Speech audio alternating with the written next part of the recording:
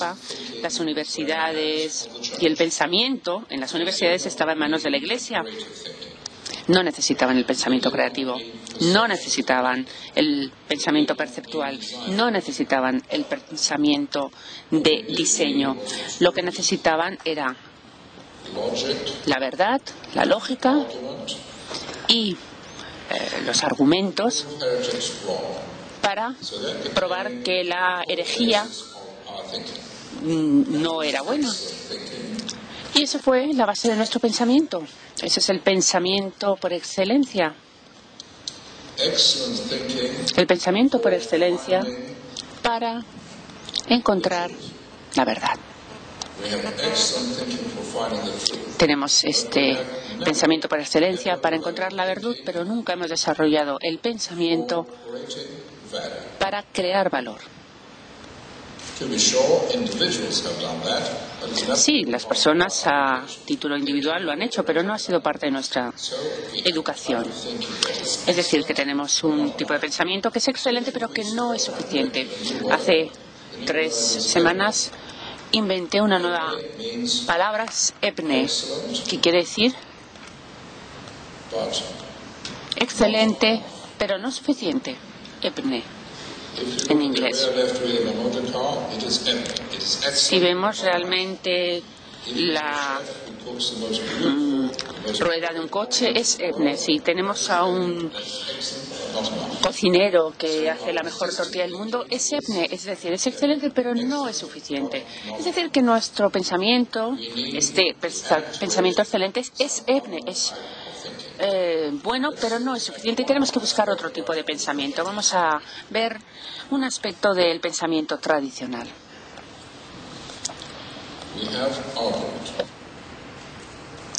Tenemos el argumento. Hemos utilizado los argumentos en los tribunales, en los parlamentos durante 2.400 años. Hay distintas partes, una A y una B, que cada una presentan sus argumentos. Pero es un sistema muy primitivo y muy poco eficiente. ¿Por qué? Por un lado es negativo, se basa en el ataque. No hay ningún elemento de diseño en este tipo de argumento. Y si la posición del contrario es débil en algún punto, nos dedicamos todo el tiempo a centrarnos en este punto y luego todo se basa en el ego. Bien, entonces, ¿cuál es la alternativa que tenemos? La alternativa es lo que se llama el pensamiento paralelo. Pensemos que podemos tener una vista aérea de un edificio precioso, y hay 4 personas, cada una de las cuales mira a un lado distinto del edificio, y a través del teléfono móvil cada uno insiste en que lo que cada uno de ellos ven es la parte más bonita del edificio. En cambio, el pensamiento paralelo significa que todos se ponen en el mismo lado. Luego todos se ponen en este otro lado. Luego todos se ponen en este otro lado del edificio. Y finalmente todos se ponen en este último lado. Entonces, en todo momento todos están mirando y pensando en paralelo. En vez del argumento, la discusión tradicional, en que A discutía con B, en este caso A y B miran y piensan en la misma dirección, pero las direcciones cambian. Pero en cualquier momento todos están pensando en paralelo. Bien, para indicar el cambio de dirección, utilizamos el símbolo de este sombrero del pensamiento. Es decir, que cuando pensamos podemos ponernos o quitarnos 6 tipos de sombreros. El sombrero blanco. Blanco representa la información. ¿Qué información tenemos? ¿Qué información necesitamos? ¿Qué información falta? ¿Cómo conseguimos esa información? ¿Y qué preguntas queremos hacer? Es decir, que el sombrero blanco se centra exclusivamente en la información. Luego tenemos el sombrero rojo. que representa los sentimientos, las emociones, la intuición. No tenemos que explicar por qué nos sentimos así, simplemente decimos, justo ahora, vaya, voy a estornudar. Me siento así con relación a este tema. Es algo intuitivo que no tengo que explicar.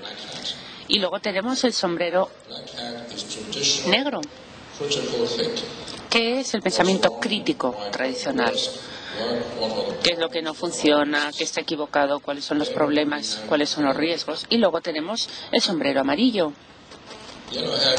El sombrero amarillo representa las ventajas y los valores, porque es útil, los efectos positivos, ventajas, valores. Esto enseguida lo veremos. Luego tenemos el sombrero verde, que representa la creatividad, las ideas nuevas, las alternativas, las posibilidades, etc. Y finalmente tenemos el sombrero azul, que es el que representa la organización. Decide en qué nos centramos, sigue la secuencia, se asegura de que haya una disciplina en los sombreros y ve el resultado.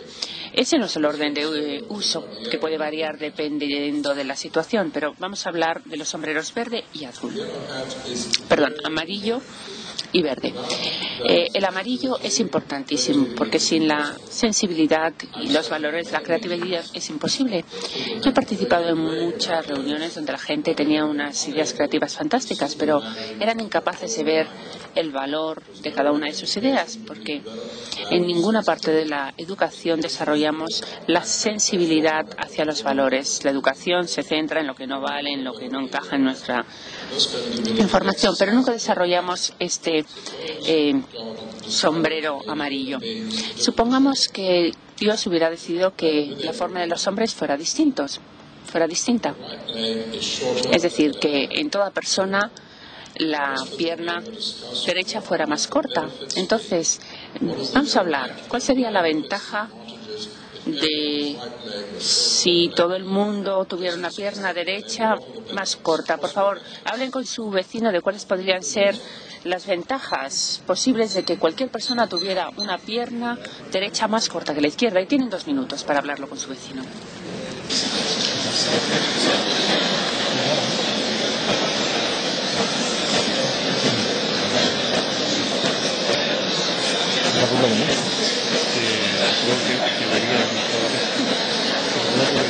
Es fácil, por ejemplo, poner en marcha una motocicleta. Luego también es más fácil en el coche no equivocarse y no pisar el freno en vez del acelerador porque nos equivocamos. Y si vas por la calle, pues tienes, si estás por una acera, pues lo que haces es que andas en la calle con la pierna más larga y en la acera con la más corta, y entonces todos vamos por el mismo lado, con lo cual no nos vamos a chocar unos con otros. Además, si fabricamos pantalones no necesitamos tanta tela. Si bailas con alguien no puedes bailar de frente porque irías en dirección opuesta, entonces tienes que bailar mirándoles a la espalda, con lo cual si la otra persona es un carro borriquero, pues no importa. Es decir, que es muy importante esta sensibilidad de los valores. Ahora vamos a hablar del sombrero verde. Hace 2000 años, China estaba muy por delante de Occidente en cuanto a la tecnología. Tenían unos cohetes que se impulsaban con pólvora y que, de haber seguido como iba, China estaría muy por delante de Occidente. Pero ¿qué pasó? Que los escolares se hicieron muy arrogantes. Los resultados lo van a aplicar en 680.000 colegios. Es decir, que esta teoría de el sombrero verde es muy, muy importante, esto de las posibilidades. Bien, ahora vamos a ver el tema de la fisiología. Supongamos que tenemos un antílope en Sudáfrica que está pastando y escucha que se mueve la hierba. Entonces, todos los circuitos que tienen que ver con el miedo, la huida, tenemos que utilizar de la mejor manera posible la información que tenemos en aquel momento. Pero voy a ilustrarlo con un modelo muy sencillo.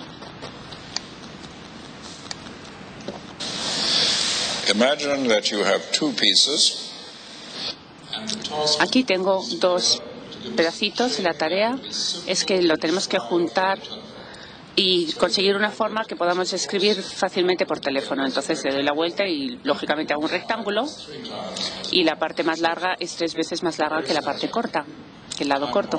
Muy satisfactorio. Pasa el tiempo, recibimos más información. Entonces, de forma eficiente, cogemos y añadimos a la pieza que ya tenemos y tenemos un rectángulo que es 4 veces el lado más largo que el pequeño. Pero luego llega una persona creativa y dice, bueno, vamos a ver, en este momento podríamos ir para atrás y podríamos juntar estas dos piezas y poner la tercera y formar un cuadrado.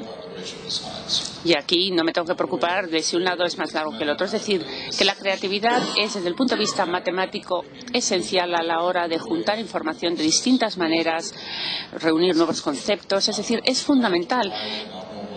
Pero no nos surge en los hábitos del pensamiento normales y, desgraciadamente, la gente acaba pensando que la creatividad es un talento mágico que tienen algunas personas y otras, en cambio, no son capaces de tener ninguna creatividad, pero es que no es cierto. La creatividad es una habilidad que podemos aprender exactamente igual que aprendemos matemáticas, francés, chino. Sí, habrá gente que sea mejor que otra, pero todo el mundo puede llegar a un nivel de creatividad suficientemente útil. Entonces, ¿qué es la creatividad? Un señor se levanta por la mañana y dice, tengo 11 piezas que me puedo poner. Vamos a ver cómo me puedo poner todos estos distintos elementos de ropa. Y coge su PC para ver cuántas variaciones puede haber. Pues esto piensa que es 40 maneras, pero no es cierto. Puede haber 39.916.800 formas de vestirte. Porque tienes 10, 9, 8 y te da esta cifra hasta llegar hasta las distintas variaciones. Si fueras a dedicar un minuto de tu vida para ver cómo te puedes vestir, necesitarías llegar hasta los 76 años de tu vida para ver las distintas formas de conjugar estos distintos elementos de ropa. Pero la mente está diseñada para que la información llegue y se organice de tal manera que sean patrones rutinarios. Esta es la manera en que funciona mejor el cerebro. Tenemos unos patrones, los reconocemos y lo utilizamos. Esto lo describí en un libro en 1969, se llamaba El mecanismo de la mente, del cerebro, que lo leyeron los mejores físicos del mundo. El Maurice McGann, que es un físico que consiguió un premio Nobel y simuló lo que yo decía en el libro y dijo, funciona exactamente como usted ha predecido, y siempre ha apoyado desde entonces en sus conferencias y en sus artículos la importancia de esta intuición. Entonces, ¿cómo permite el cerebro que la información se organice en distintos patrones? Bien, los distintos patrones son asimétricos. ¿Y cuál es la definición de un patrón? La definición de un patrón es que si estamos en un punto A, hay una posibilidad muy fuerte de que vayas en esta dirección y no en cualquier otra. Entonces podemos imaginárnoslo como un camino. Vamos por un camino y probablemente vamos a ir por ese camino y no nos vamos a salir de él. Pero todos los patrones son asimétricos, no son simétricos. ¿Qué quiere decir esto? Si vamos a pasar de A a B,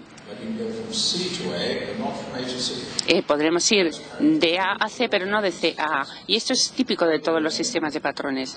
En el cerebro, esto da lugar a dos fenómenos. Uno, lo que es el humor. El humor es, desde luego, el comportamiento más importante del cerebro.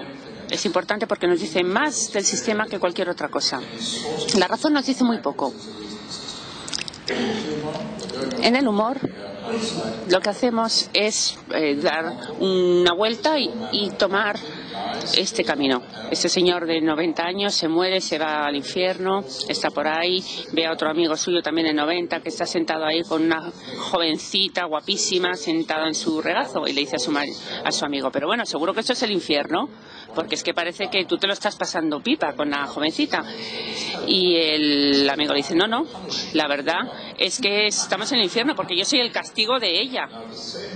Bueno, pues lo mismo ocurre con la creatividad. Vamos por aquí, luego nos salimos a la izquierda y volvemos hacia atrás y llegamos de una forma perfectamente lógica. Pero esto crea un problema enorme. ¿Por qué? Porque cualquier idea creativa valiosa siempre es lógica cuando la vemos a posteriori. Claro, después de verla nos resulta muy lógico, pero ¿por qué es un problema? Porque por 2400 años los filósofos han dicho, si es lógico a posteriori, entonces lo podríamos conseguir a través de la lógica y no tiene sentido la creatividad. Pero esto es absolutamente incierto, es una basura al 100%. Y lo voy a demostrar. Lo voy a demostrar de otra manera. Imaginen que tenemos un árbol, el tronco se divide, salen las ramas, las ramitas y finalmente tenemos las hojas. Ahora tenemos una hormiga en el tronco. ¿Qué posibilidad tiene esta hormiga de llegar a una hoja específica? Bueno, pues cada vez se reduce la posibilidad entre 1 y el número de ramas. O sea que al final llegamos a 1 sobre 8000, es decir, muy pocas posibilidades. Bien, supongamos que la hormiga empieza desde esta hoja. ¿Cuáles son las posibilidades de que llegue al tronco? 1 a 1, es decir, el 100%, porque no hay ramificación en esa dirección. Es decir, que hacia atrás muy lógico, pero hacia adelante es muy difícil verlo. Desgraciadamente, los filósofos no entienden los sistemas asimétricos, por eso piensan que lo lógico es ir hacia atrás y no hacia adelante. Entonces, hemos intentado comprender qué era la creatividad y desde este entendimiento podemos empezar a desarrollar algunas herramientas específicas para la creatividad. Vamos por aquí. Y la primera de las herramientas es lo que llamamos un desafío, un problema.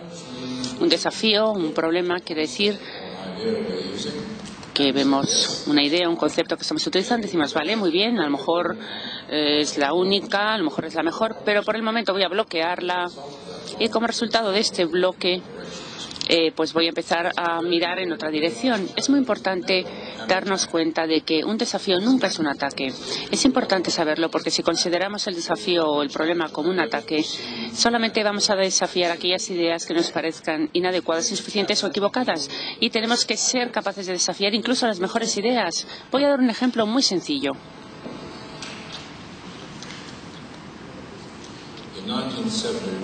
En el año 71, en Londres, estaba trabajando con Shell Oil, la empresa de prospección petrolífera, y digo, cuando uno perfora buscando petróleo, se hace así, llevamos haciéndolo durante 80 años, no hay problemas, funciona perfectamente. Dije, bueno, vamos a poner en tela de juicio esto, ¿por qué no hacemos una perforación así y luego horizontalmente? Dicen, no lo podemos hacer porque no da la esquina el elemento de perforación. Sí se podrá hacer, se tiene una cabeza hidráulica. Bueno, pues hoy en día prácticamente todos los pozos petrolíferos del mundo se perforan así porque se consigue entre 3 y 6 veces más petróleo desde esta perforación que con la anterior. La razón es que si este es el estrato petrolífero, aquí es donde lleva mucho tiempo.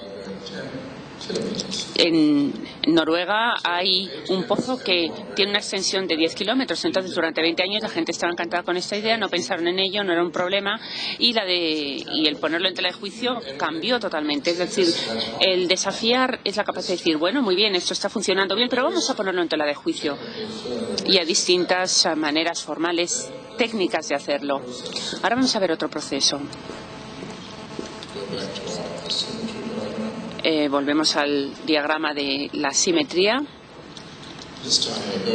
Y en este caso, vamos por aquí y decimos, bueno, vamos a volver y vamos a encontrar el concepto que fue el que originó nuestro movimiento. Vamos a encontrar el concepto y una vez identificado podremos encontrar otras alternativas fuera de ese concepto. Voy a dar un ejemplo. Una vez en Australia, el alcalde de un pueblo me vino a ver y me dijo, tenemos un problema con la gente que vive fuera de la ciudad, en las afueras, vienen en coche y dejan ahí el coche todo el día aparcado. ¿Qué tenemos que hacer? Ponemos parquímetros, que son muy caros y son muy caros de mantener además. Y dije, bueno, ¿cuál es el concepto? El concepto es que queremos que los conductores limiten el tiempo en que están aparcados en la ciudad. Y le dije, bueno, pues lo podemos hacer de otra manera. Puedes aparcar donde quieras, el tiempo que quieras, siempre y cuando dejes tus faros siempre encendidos. Claro. No vas a dejarlo más de lo que lo necesitas porque si no te vas a quedar sin batería. Así que coges, aparcas, te metes en la tienda, compras lo más rápido posible, vuelves y te llevas el coche. Entonces no tienes que poner parquímetros, simplemente una señal que ponga solamente se puede aparcar con los faros encendidos. Es decir, que una vez que se identifica el concepto podemos encontrar otra manera de dar el mismo concepto. Y de aquí llegamos a lo que llamamos un fan del concepto. Un fan del concepto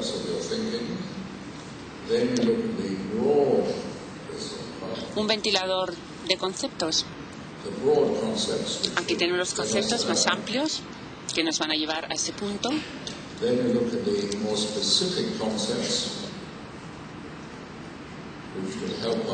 Es como un abanico más bien de conceptos, es decir, todo un despliegue de conceptos.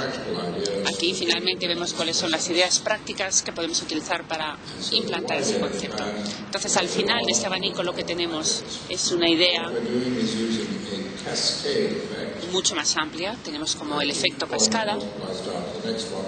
Esta parte se multiplica y da lugar a más, que a su vez se multiplican, etcétera, etcétera. Son maneras de multiplicar las alternativas. Luego tenemos otro proceso.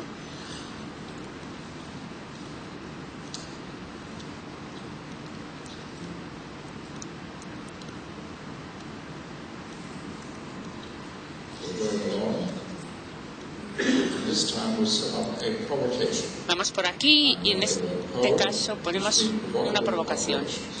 He puesto PEO, que quiere ser una operación provocativa.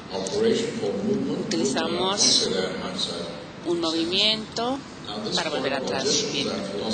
La gente experta en lógica y los filósofos no están nada de acuerdo. ¿Por qué? Porque la publicación puede estar totalmente equivocada. O la provocación puede estar totalmente equivocada desde el punto de vista de la lógica. Voy a dar un par de ejemplos.